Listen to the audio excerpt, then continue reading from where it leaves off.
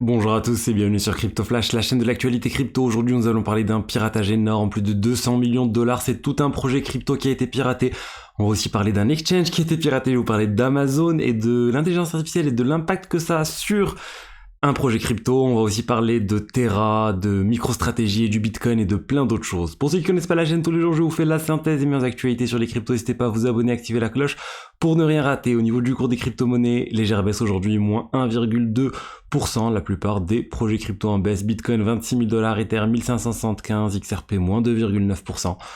Et tout de suite, le gros projet crypto qui vient d'être piraté, c'est une blockchain à part entière qui se présentait comme étant décentralisée, Mixin. Donc Mixin, c'est un projet crypto qui a pour objectif d'avoir des frais de transaction très bas, un très grand nombre de transactions par seconde. Ils vendent 1 million de transactions par seconde.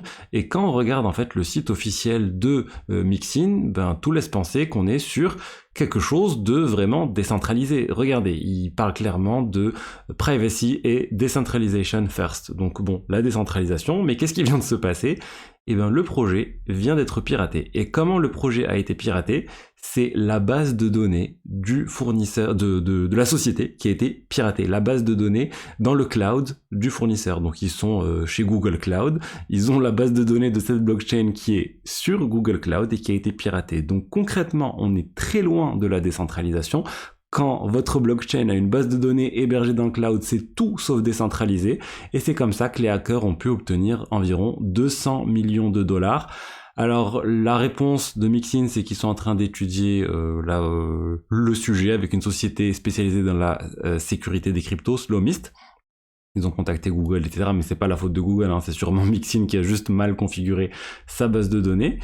Et la moitié des actifs à peu près seraient impactés. Donc si vous avez de l'argent lié à Mixin, potentiellement la moitié a été volée, il reste une autre moitié qui est safe pour l'instant, mais voilà, affaire à suivre, on n'a pas encore toutes les infos, mais c'est vraiment très très grave ce qui vient de se passer, c'est clairement l'un des plus gros piratages qui a jamais été réalisé, on attend plus de détails, ça semble du coup concerner quelque chose de centralisé, généralement les piratages qu'on a pu voir c'était sur les smart contracts, là comme pour la blockchain Ronin, on est sur quelque chose à côté, c'est pas vraiment les smart contracts qui sont piratés, c'est plus la base de données, ou dans le cas de Ronin c'était du phishing avec accès au serveur, etc.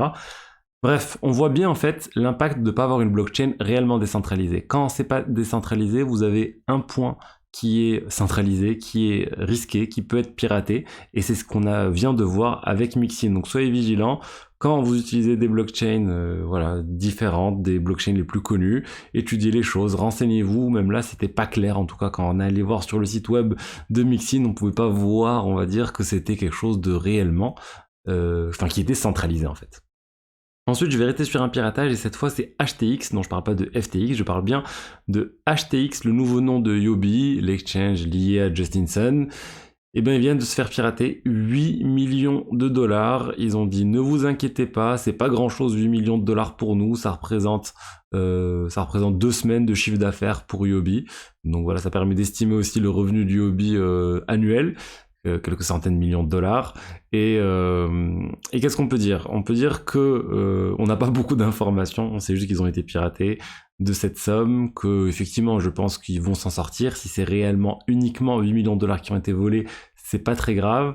Mais voilà, je tenais à vous donner l'information parce que c'est quand même de plus en plus récurrent qu'on est en train de voir des exchanges ou des projets crypto se faire pirater une petite somme. Et ça veut dire en fait c'est généralement un des hot wallets qui a été piraté, un de ces portefeuilles crypto qui contient une petite partie des crypto-monnaies de la plateforme qui doit être connectée à internet qui est piraté, et généralement le cold wallet est complètement déconnecté et lui n'est pas impacté par ce type de piratage. Donc c'est totalement dans ce qui est acceptable d'un point de vue gestion de risque pour un exchange. Je suis pas en train de dire qu'il faut trader sur HTX, au contraire, cet exchange je le trouve assez étrange, on va dire.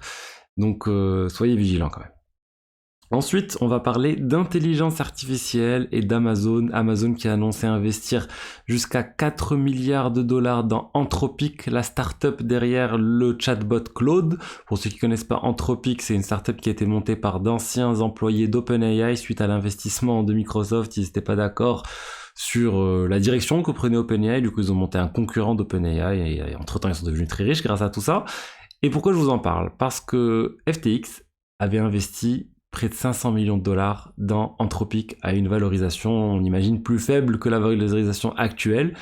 Ce qui fait en fait que si Anthropic continue de bien fonctionner, d'avoir beaucoup d'investissements, et imaginons même dans plusieurs années ou une introduction en bourse ou un rachat ou même une revente de parts, ben ça pourrait être une très bonne nouvelle pour FTX et les personnes qui ont de l'argent bloqué sur FTX qui pourraient recevoir une quantité non négligeable d'argent pour cet investissement. Donc maintenant, il faut voir comment le liquidateur va vendre ses parts, est-ce qu'il va attendre, est-ce qu'il va trouver un acheteur.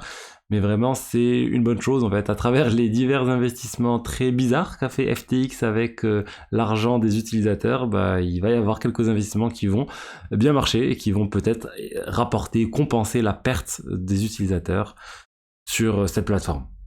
On rappelle aussi, ils ont une très grande quantité de tokens Solana, ils ont pas mal d'autres investissements, ils ont investi dans plein de choses. Je vous l'avais dit quand FTX a été piraté, c'est si jamais vraiment il y a plusieurs startups qui fonctionnent, dans lesquelles FTX a investi, bah, potentiellement ça pourrait rapporter suffisamment d'argent pour combler la dette. Ensuite, nous allons parler de Terra. Terra classique, donc la blockchain Terra, que vous connaissez tous suite à l'éclatement de cette bulle autour du Luna et de l'UST, de ces 20% qui étaient ramenés annuellement par l'UST. Il y a eu cette blockchain Terra classique qui a été créée ou qui a été renommée en Terra classique, et là l'autre blockchain qui a suivi Terra 2.0 de mémoire. Et en fait, Terra classique, ils viennent de faire un vote pour éliminer le minting et le reminting, donc la création de tokens USTC. Les tokens qui sont censés valoir $1, qui valent beaucoup moins qu'$1 actuellement, et il y a un effort dans la communauté Terra classique pour essayer de ramener le token USTC à $1 ou se rapprocher le plus possible de $1. Mais tous ces efforts étaient assez compliqués avec le fait de pouvoir créer des nouveaux tokens USTC, et là il vient d'avoir un vote qui vient de se conclure pour stopper le minting et le reminting de tokens USTC sans que la communauté Terra classique donne son accord. Donc c'est important dans leur stratégie, voilà, de stopper l'hémorragie, on va dire. Ensuite, faire le burn du USTC le plus possible pour se rapprocher d'$. Moi, ça me semble très très compliqué ce qu'ils veulent faire, retrouver les $1. Mais bon, c'est un projet, c'est une vision. Je n'y crois pas personnellement, mais je vais voir, je vais suivre le développement de ce qui se fait avec toutes ces propositions de gouvernance pour introduire des burns, ils ont vraiment plein de choses de prévues, et on va voir s'ils vont réussir à faire tout ça. Et pour finir, je voulais vous parler de notre investisseur historique dans le Bitcoin, MicroStrategy, qui vient de nouveau d'acheter du Bitcoin, 5445 Bitcoin, 147 millions de dollars de Bitcoin, ce qui représente beaucoup, et surtout, en tout, en fait, l'ensemble des Bitcoins qu'ils ont achetés, c'est près de 150 000 Bitcoins, 160 000 Bitcoins, 4,1 milliards de dollars de Bitcoin au cours actuel. Ça veut dire qu'ils continuent régulièrement d'acheter. Ils ont acheté ça cet été aussi, ils continuent, en juin et en août, ils ont acheté, donc, et là, ils vont continuer. C'est quoi leur stratégie? Pour moi, c'est d'acheter le plus possible de Bitcoin, de s'endetter pour acheter Bitcoin. C'est très osé, très risqué aussi. Et en fait, MicroStrategy est en train de se transformer juste en ETF. Je l'ai déjà dit, pour moi, c'est limite déjà un ETF spot Bitcoin. Vous pouvez acheter du MicroStrategy en bourse. Bien sûr, attention, vous pouvez pas convertir les actions MicroStrategy en Bitcoin, donc il y a toujours ce risque. Mais voilà, il y a pas mal de personnes qui achètent du MicroStrategy pour être exposées en fait d'une manière indirecte au Bitcoin. Voilà ce que j'avais à vous dire aujourd'hui sur les diverses actualités crypto du jour. J'espère que le contenu vous a plu. N'hésitez pas à vous abonner, à liker, à commenter. Je vous dis à demain pour une autre vidéo. Au revoir.